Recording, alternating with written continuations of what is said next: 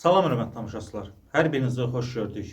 OTV-nin xüsusi gündəmindəsiniz. OTV-nin xüsusi gündəminin bu dəfəki mövzusu da İran-ABŞ müharibəsidir. Müharibənin bundan sonraki taleyi barədə danışacağıq. Bir çox qərb beyin mərkəzləri hesab edirlər ki, Amerika quru desant qüvvələrini İran ərazisinə çıxarmasa, o zaman müharibədə uduzmuş sayılacaq. Bəzi ekspertlər isə düşünürlər ki, artıq Amerika və İsrail İranda müharibəni uduzub. Bu barədə daha çox Türkiyəli analitiklər və beyin mərkəzləri fikir yürüdürlər. Onların iddialarına görə İran istədiyinə nail oldu. Yəni Amerika İranda molla rejimini dəyişə bilmədi. Bəs bundan sonra necə olacaq? Bax, bu barədə danışacağıq. Əgər doğrudan da ABŞ və İsrail qüvvələri rejimi dəyişmək istəyirlərsə, o zaman quru əməliyyatlarına başlamalıdırlar. Ancaq İranda ev sahibi İran olduğu üçün bu döyüşün yenə də əsas qalib tərəfi İran görünür. Cənab qonşularımız. Ona görə ki, İran birincisi evdə döyüşəcək. İkincisi, İranın istəyi odur ki, Amerikanı özünün güclü olduğu alanda, sahədə döyüş meydanına çəksin Amerikanı. Yəni, təxminən 1 milyon 200 min, 1,5 milyon canlı hərbi qüvvəsi var İranın. İranı evində məğlub eləmək elə də asan məsələ deyil. Üstəlik, şəhər döyüşləri olacaq, coğrafi iqlim şərait İranın lehinədir. Digər tərəfdən, nə qədər hava hücumundan müdafiə qüvvələri sistemi olmasa belə İran yenə də müəyyən qustar üsullarla və özünün indiyə qədər gizli saxladığı metodlarla ABŞ və İsrailə qalib gələ bilər.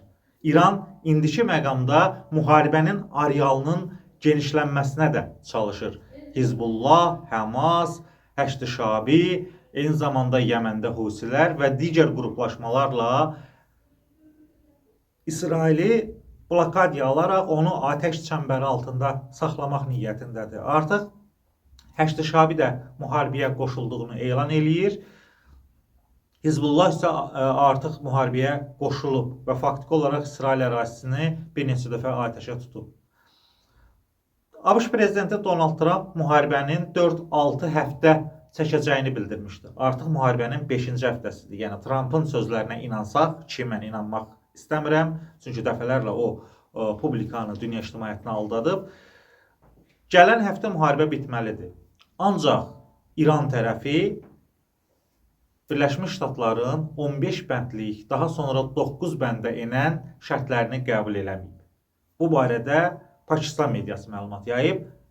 Pakistan mediası iddia eləyir ki, əsas vasitəçi tərəf kimi onlar prosesə nəzarət eləyirlər və Tehran hökuməti Vaşinqtonun bu və ya digər formada hər hansı bir şərtini qəbul eləmir, çünki şərtlər olduqca ağırdır. Bu arada Donald Trump İranda 2 şəxsdən danışıqlar aparıldığını İsrail mediası vasitəsilə bildirib. Daha doğrusu bu məlumatı sızdıran İsrail mediası, İsrailin Kanal 12 televiziyasıdır. Onlar iddia edirlər ki, Məhəmməd Qalibov, parlamentin sədri və Xarici İşlər naziri Abbas Əraqçı təxminən 5-6 günlük müddətinə ölüm siyahısından çıxarılıb. Bu nə deməkdir? Bu o deməkdir ki, artıq öldürülən İran generalları və ali rəhbərlik fonunda Birləşmiş Ştatlar İranda sülh danışıqlarını aparmaq üçün müəyyən adamlar, fiqurlar tapıb və onlarla bu məsələni, sülh gündəmini müzakirə edir.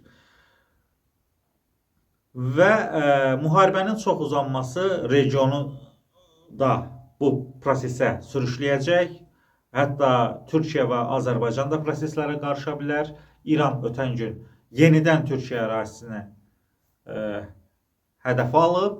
Söhbət sırf Türkiyə ərazisindən getmir. Təbii ki, Türkiyə ərazisi hədəf alınıb. Eyni zamanda oradakı NATO bazasına zərbə endirmək istəyiblər. Ancaq bunun qarşısı alınıb və NATO'nun Anadoludakı hava hücumundan müdafiə sistemi işə düşüb və raketlər göydə vurulub. Türkiyə tərəfi Ankara dəfələrlə bəyanat verib ki, NATO ərazisindən, Türkiyə ərazisindən NATO qoşunları və yaxud da hava hücumundan müdafiə sistemləri İrana qarşı hər hansı fəaliyyət göstərməyib. Ona görə də onun vurulması doğrudan da labiddir, vacibdir. Məsələnin digər tərəfi, İranla daha doğrusu ABŞ-la Ermənistan arasında təhlükəsizlik xəritəsi imzalanıb. Ermənistanda ABŞ-ın 2000-lik təhlükəsizlik qüvvələri mövcuddur.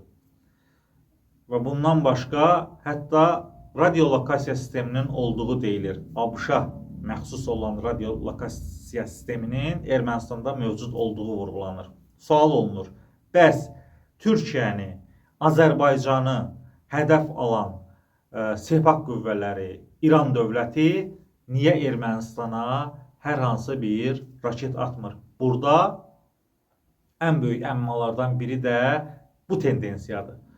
Düşünürəm ki, İranla Ermənistan arasındakı şəxsi münasibətlər, özlərinin təbirincə desək, bacı-qardaş münasibətləri hələ ki buna imkan vermir.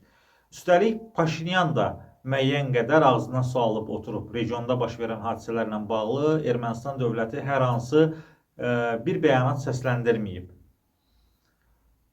İranla qonşudur. 44 günlük vətən müharibəsində Ermənistana kömək eləyib İran. Digər tərəfdən ABŞ-la da təhlükəsizlik xəritəsini imzalayıb. Bir sözlə bizim kimi Ermənistan da iki od arasında qalıb. Ancaq bizdən fərqli olaraq biz Rusiya ilə İran arasında iki od arasında müstəqil siyasət yürüdürüksə, Ermənistanın vəziyyəti tamam fərqlidir. Ermənistan ümumiyyətlə forpost dövlət kimi mövcudluğunu indi də davam etdirir və Ermənistan hələ də müstəqil siyasət yürüdə bilmir. Ancaq bütün bunların fonunda hesab edirəm ki, əgər quru əməliyyatları başlayarsa İrana qarşı, ABŞ məhz Ermənistan ərazisindən, Zəngəzur dəhlizindən, İranın qırmızı xəttimizdir dediyi Zəngəzur dəhlizindən girərək, Ermənistan ərazisindən girərək quru qoşunlarını məhz İran ərazisinə daxil eləyəcək. Bu variantlardan biridir. Gözlənilənlərin əksi olacaq. Mən belə düşünürəm. İran düşünürdü ki, İsrail və ABŞ qoşunları Azərbaycan ərazisindən daxil olacaq. Ancaq mən hesab eləyirəm ki, bu mümkün deyil. Azərbaycan heç vaxt indiyə qədər icazə verməyib ki, məsələn ki, öz ərazisindən hər hansı bir ölkə hücum olsun. Bundan sonra da verməyəcək. Bu bizim xarici siyasətimizə ziddir. Biz balanslı siyasət yürütmüşük həmişə. Və bir sıra BMT, beynəlxalq tədbirlərdə, BMT miqyaslı tədbirlərdə də İrana qarşı hücumların əleyhinə səs vermişik. O baxımdan hesab eləyirəm ki, artıq İran öz dostunu və düşmənini tanımalıdır. Azərbaycanı, Türkiyəni yox, potensial təhlükə olan əraziləri hədəfə götürməlidir. Ermənistan ola bilər, yaxın şərqdə müəyyən ölkələr ola bilər və s. ilaxır. Və mənim fikrimi soruşacaqsınızsa, əgər quru desant qüvvələri çıxarılmazsa, tezliklə müharibə bitməyəcək. Hətta Hörmüzü ABŞ öz nəzarətinə götürsə də, eyni zamanda Xarq adasını işğal eləsə də, yenə də üstünlük İranın tərəfində olacaq. Çünki İranın kartları, hələ açılmamış kartları çoxdur. Belə hörmətli tamaşaçılar, bizi izləməyi unutmayın. Videonun altına, şərh bölməsinə məsələ ilə bağlı fikirlərinizi və bizi hardan izlədiyinizi yazsanız şad olarıq. Sağ olun, salamat qalın.